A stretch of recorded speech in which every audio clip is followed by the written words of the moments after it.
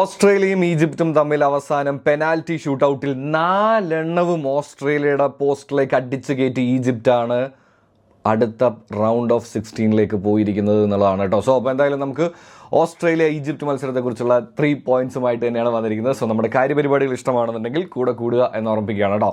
അതിൽ ഒന്നാമത് എടുത്തു പറയേണ്ടത് പെനാൽറ്റി ഷൂട്ടൗട്ടിനെ കുറിച്ച് തന്നെയാണ്. കാരണം ഓസ്ട്രേലിയക്ക് ആദ്യ കിക്കും അത് കഴിഞ്ഞിട്ടുള്ള മറ്റൊരു കിക്കും കൂടെ മിസ്സായത് കൃത്യമായിട്ട് യൂട്ടിലൈസ് ചെയ്യുന്ന ഒരു ഈജിപ്റ്റിനെ തന്നെയാണ് കാണാൻ സാധിച്ചത്. ആൻഡ് ഇറ്റ് വാസ് ഗംഭീരം.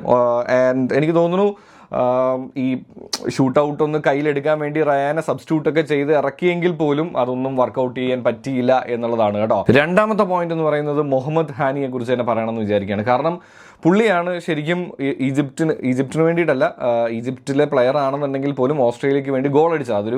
അതൊരു സംഭവം ഈ പറയുന്ന പോലെ തന്നെ ഒരു ഹെഡർ, ഒരു ഡിഫ്ലക്ഷൻ എന്നൊക്കെ വിളിച്ച് അങ്ങനെ പറയാവുന്ന ഒരു സാധനമാണ്. പക്ഷെ എന്തൊക്കെ തന്നെയാണെന്നുണ്ടെങ്കിലും ഇതിലൊരു വേറൊരു കോയിൻസിഡൻസ് എന്ന് പറയുന്നത് ഇതേപോലെ തന്നെ ഒരു ഓൺ ഗോള് പുള്ളി ബെൽജിയത്തിനെതിരെയുള്ള മത്സരത്തിലും ചെയ്തിട്ടുണ്ടായിരുന്നു എന്നുള്ളതാണ് കേട്ടോ.